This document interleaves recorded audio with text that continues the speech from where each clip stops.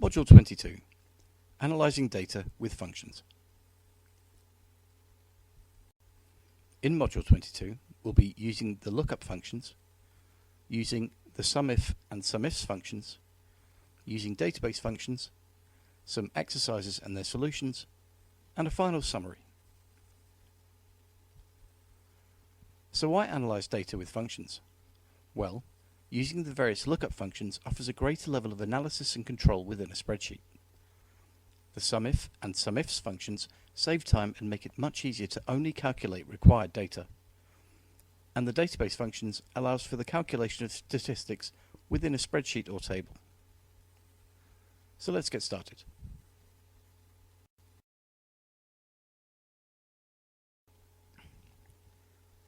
We have another fictional spreadsheet, this time called Trek and Field, which is a camping, gardening and sporting goods superstore. The spreadsheet has a number of different fields: employees, their ID, their gender, the department they work under, their basic salary, their sales for the current month, which is February, the sales for the previous month, January, the difference in the sale price, and the difference in the sale price percentage, their normal commission, their commission value, and their salary total, which is derived by adding the commission value to their basic salary. We're well aware by now on how to calculate sums and totals by using functions within a spreadsheet. But there's a difference here. We have a number of different criteria on which we can base our calculations. For example, we may choose to calculate by gender, department, salary level, commission level, difference in commission price, difference in commission percentage, or their salary. We can use three different types of calculation for this: lookup functions, conditional sums, and database functions. So let's start with the lookup function first. There are a variety of different lookup functions we can use with Excel, but the two that are most common are vector lookups and array lookups. Before we start with any of the lookup functions, it should be worth mentioning that lookup functions work best when the data is arranged alphabetically. So we'll do that now. We're going to select the employee range, go to Sort and Filter, and sort A to Z. Always remember to expand the selection, and click Sort. And now our name range for our employees is all arranged alphabetically. So we're now ready to start with the first of our lookup functions, and we'll start with the vector lookup. Click on an empty cell, and like all functions, it starts with an equal sign, followed by the function name. This is where the autocomplete helps us out, and we can see we have two types of lookups available. The first is the vector lookup, and the second is the array. The first argument in the lookup is the actual lookup value. In this case, we're going to search for a name. We're going to search for the name K. Shaw within the employee range, and as it's text, we must surround this with quotation marks.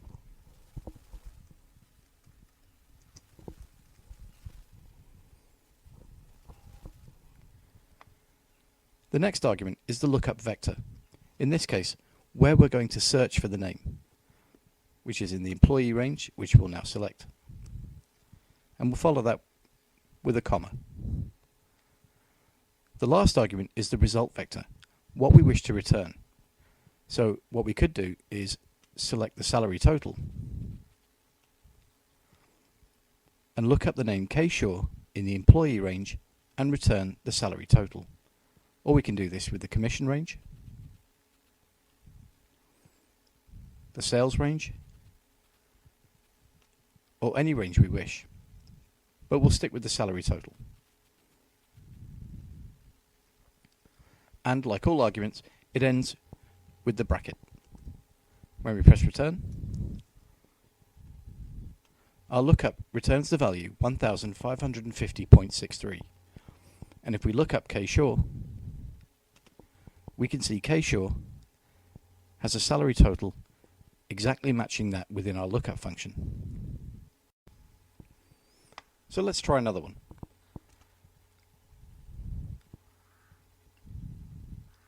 The first vector lookup was based on text, but let's try one based on numbers. We'll do one based on the employee ID. Once again, we have to apply a sort to this field.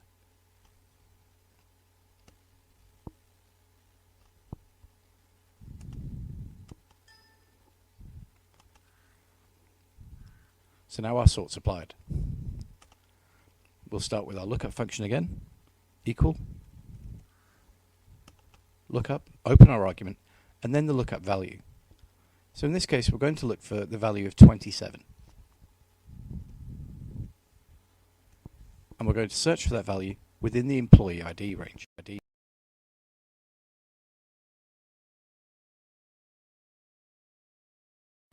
We're next going to search for the gender.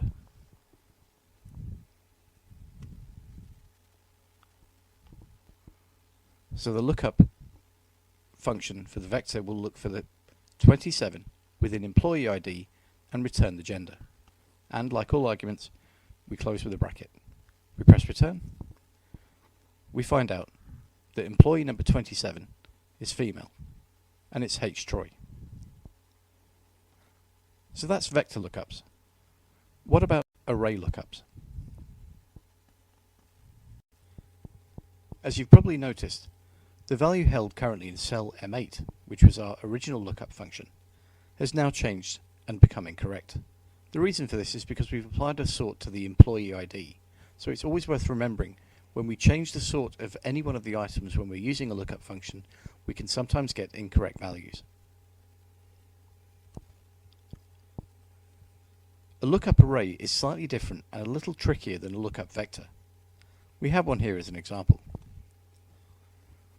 If we look at the function in detail, we can see that the equal lookup will look up the value held in cell I4, in this case 86%, and compare it against this first array.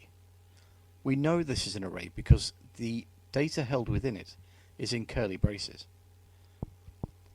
It looks at the value in cell I4 and compares it against this first array. Then, based on what it finds in this array, it will return the result in the second array. So in other words, if the value in cell I4 was 20, it would return E. If it was 40, it would return D, and so on and so forth. As the value is 86, it's not greater than 90, nor is it equal to it, so it returns the next lower value, which is 80. 80 corresponds to B in the second array, and that's what's returned within the cell. So let's look at creating our own lookup array. This type of lookup is great for grading or for applying particular values to certain subsets of data. So let's create our lookup array. First we click on an empty cell, and then we can either type this out, which can be quite time consuming, or we can use the one I already prepared in a notepad file. We can look at it more easily here too. The array lookup will look up the value currently held in cell F6, which is 3856. Compare this value to the first array, and then return the appropriate value from the second array. So if we copy this function and paste it directly into the cell, we get a result of poor, as the value in cell F6, 3856, is the lowest end of the first array, so it returns the lowest end of the second array.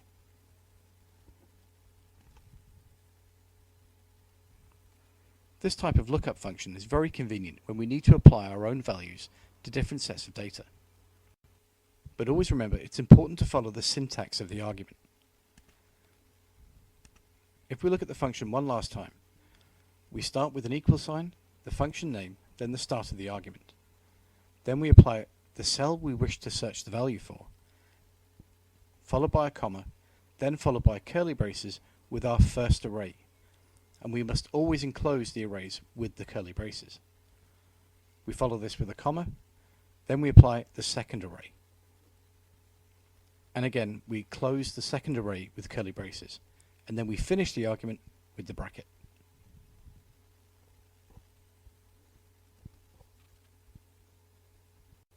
And lastly, remember, we can always use the autofill to apply these functions elsewhere. Like so.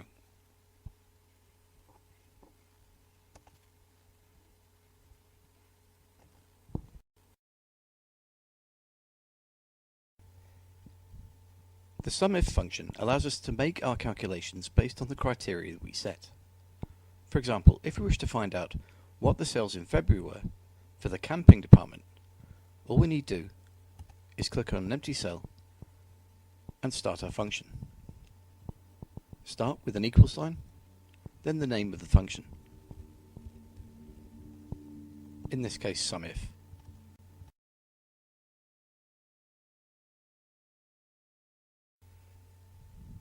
The next argument is the range we wish to set our criteria to. In this case, it's department. Follow this with a comma, and then the criteria. In this case, camping. As it's text, always remember to put quotation marks around the word.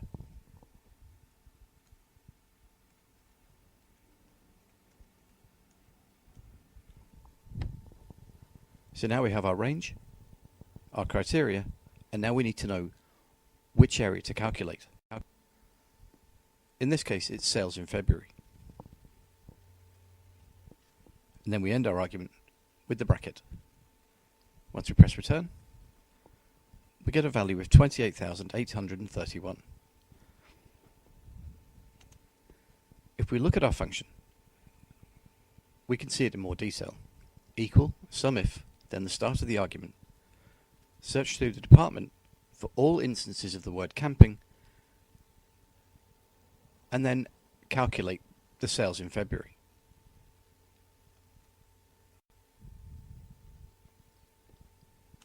So let's try another. Let's find out how well the assistant managers are doing. Click on an empty cell, and let's start the function with an equal sign followed by the name of the function, and then the start of the argument. We're searching within the department, followed by a comma, and then quotation marks for assistant manager.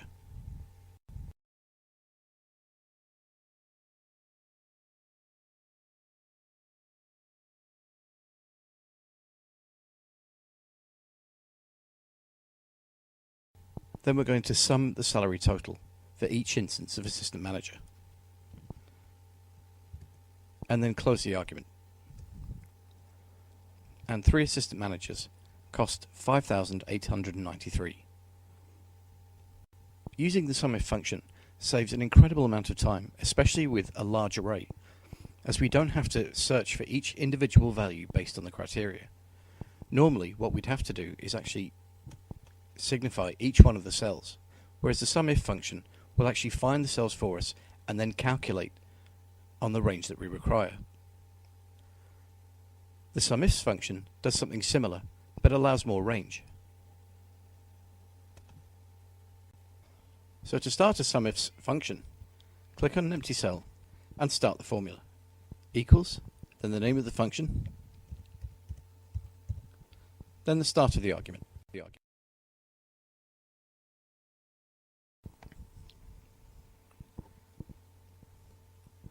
I'll continue the function here in the function bar.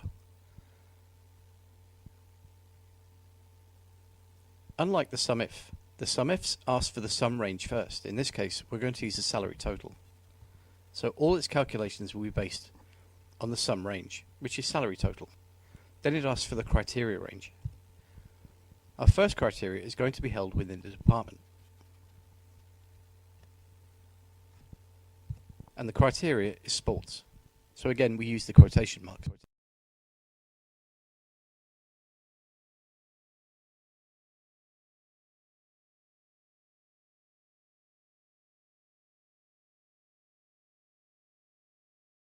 Followed by a comma.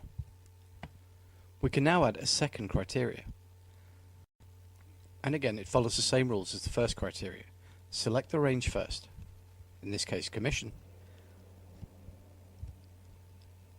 then specify what the criteria is, in this case 2%.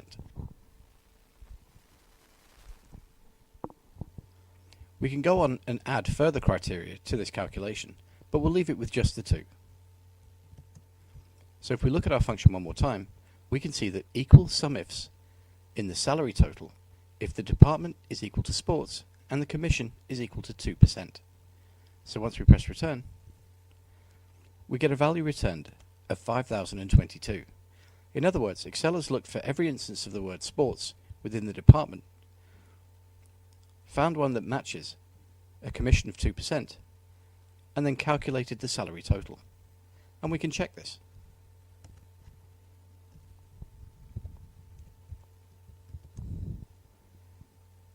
So if we go ahead and do a search ourselves, we find one instance here,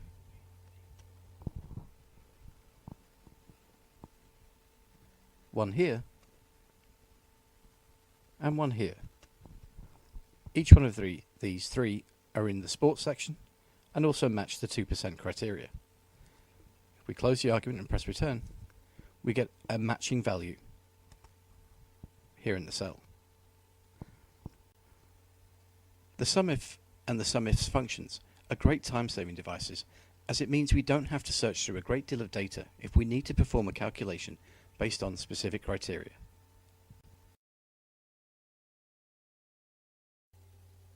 Like many functions in Excel, database functions offer us a fine level of control over the data held within our spreadsheet.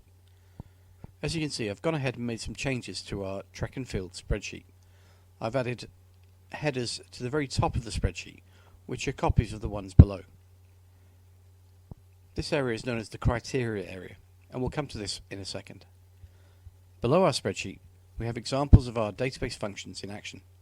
But so that we can see everything in one go, I'm going to go ahead and hide some of the fields so that we can see things more clearly.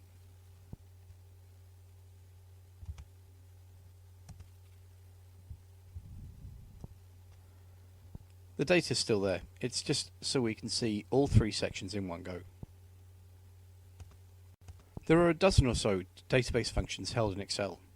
If you need to see them, go to the Formulas tab up in the ribbon, go to Insert Function, and select Database from the Category section. The database functions are all held below. You'll notice the function names are similar to the ones we've used in the past, for example dcount or average. All have the letter D in front of them to denote database. We have some working examples down here. These are the most commonly used: dcount, dmax, dsum, dmin, and dget. So let's look at each one of the functions in turn. If we look at the count of basic salaries over 1500, we get a value of 17. Excel derives this value by the dcount function here. It starts like all functions do, with an equal sign followed by the name of the function, equal, dcount, and then the start of our argument. Excel will search the database range of A6 to L27.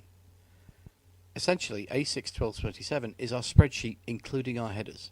If we don't include our headers, then the database functions won't work. So Excel will search A6 to L27 on the salary field, and notice that there are quotation marks around this field name on the criteria of E1 to E2. The criteria for E1 and E2 is here: salary greater than 1500. This is the criteria area at the very top.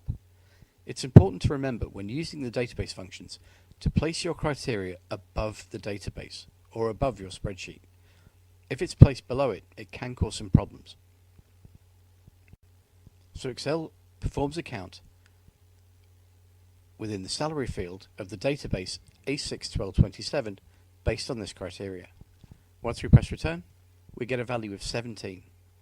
We have 21 employee records here, and only 17 are above 1500.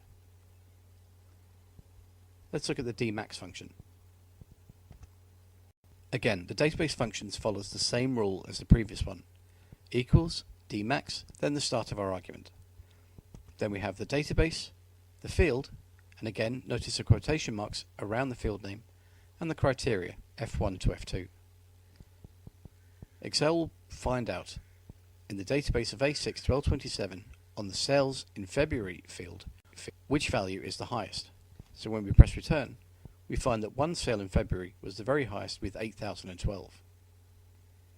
If we look at the sum field, again we can see it follows the same rules as all the other database functions. Equals, dsum, then the start of the argument. then Excel will look at the database under the sales in January, and again it's important to remember that the field name is surrounded by quotation marks, on the criteria of G1 to G2, sales in January that are greater than 4,000, and sum the result. We see that in sales in January, greater than 4,000, total 101,333. And it's exactly the same with the other functions. They all follow the same rules. It's always the database, followed by the field, and then followed by the criteria. When we specify a database, remember, always include the headers. If we look at the last function,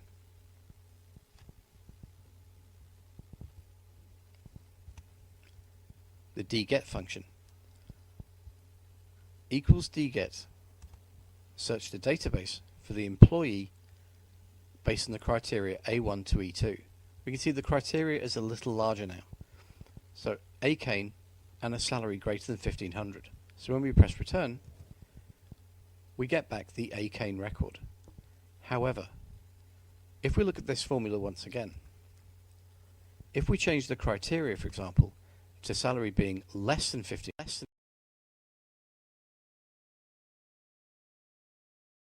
and then press return, we get a value error within our cell. The reason for this is because while A Kane exists, their salary is greater than 1,500, whereas the criteria is less than 1,500. Because the criteria for salary doesn't match the employee, we get an error. So we can really specify our data and add extra precision.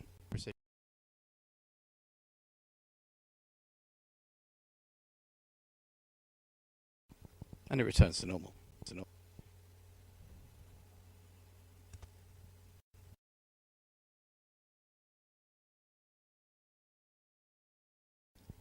For the first exercise, perform a vector lookup for the name B. Smith to return their sales in February.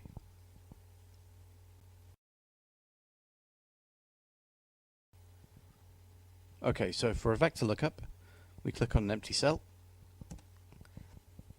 and like all functions, it starts with an equal sign followed by the function name. Then we add the lookup value, which is the name B. Smith, surrounded by quotation marks.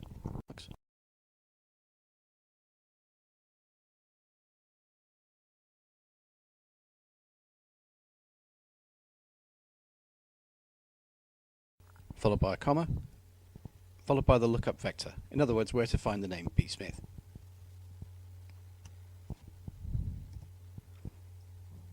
And then the result vector, which is sales in February. Then close our argument and press return. And B. Smith's sales in February was 6,748.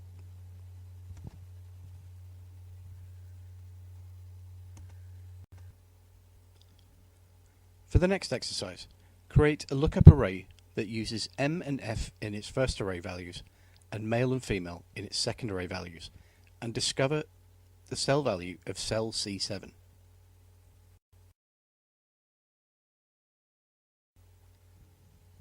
Okay, so we know array lookups are slightly different from vector lookups, but they all start the same way, with an equal sign followed by the function name.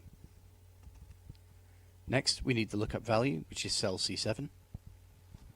Follow this with a comma, and then the start of our first array, which is the curly brace. As we're searching for text, we use quotation marks.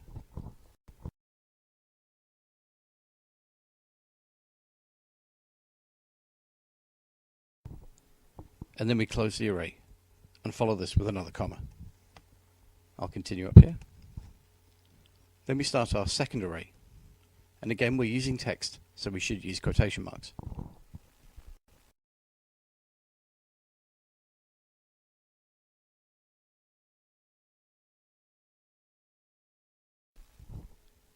Then we close our second array, and then close our argument, and press return. And it returns male. So equal lookup the value of cell C7, our first array, male and female, as are the only options available within this column, and our second array, which is male and female, as the full word.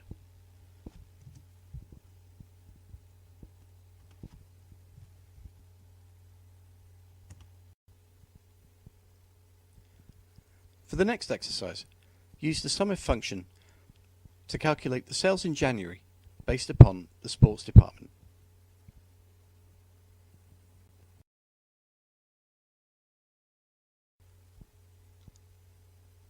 Okay, so to create our SUMIF function, click an empty cell, start with an equal sign, then the function name.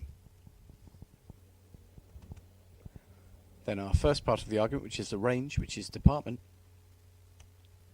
followed by a comma, and then followed by the criteria, in this case sports. As we're using text, always remember to use quotation marks.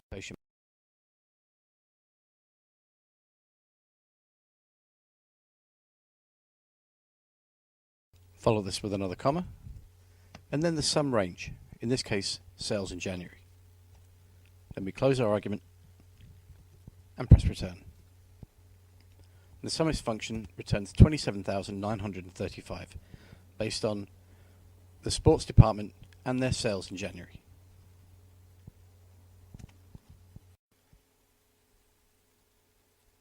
For the last exercise, use the database function dsum to calculate the commission value that's over 100.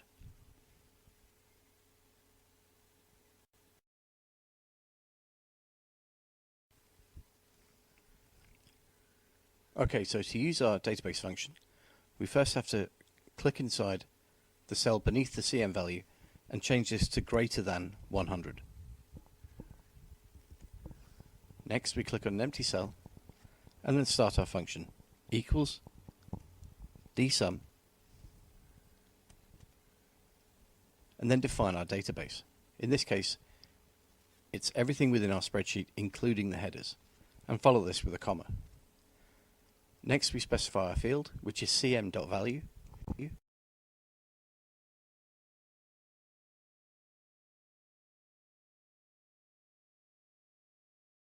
Remember to include the quotation marks. And finally, the criteria, which is K1 to K2. Then we close our argument.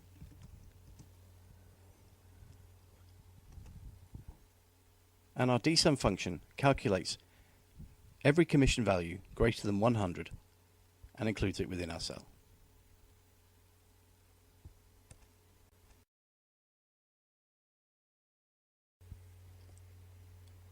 So in summary, lookup functions are very effective when searching for data in a large or complex spreadsheet. They can also return additional data when used as an array lookup. Using the SUMIFs functions can calculate data based on specific criteria, and database functions allow for some very detailed arguments to be simply constructed to extract data. Thanks very much, and we'll see you in the next module.